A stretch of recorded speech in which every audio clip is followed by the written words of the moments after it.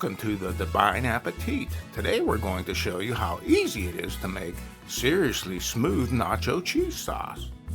Let's start with 5 tablespoons of butter. Today we are making a double batch to freeze about half. To the melted butter, add the flour to make a roux. Now let's pour in the milk. Keep whisking.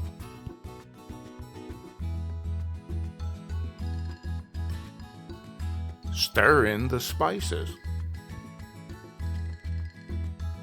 And now that the sauce is thick and smooth, slowly add in the cheese. Keep whisking.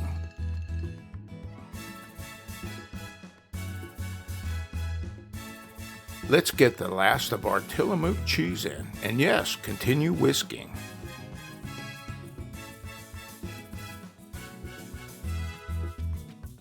Add your drained Rotel tomatoes and check for desired consistency.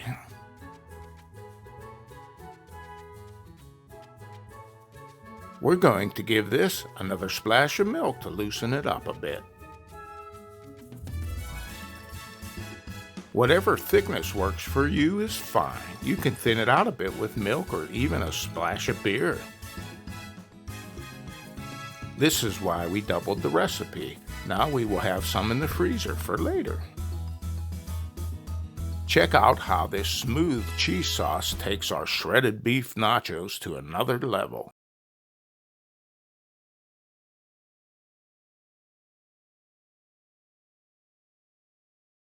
Thanks for watching. For the written recipe, visit divineappetit.com.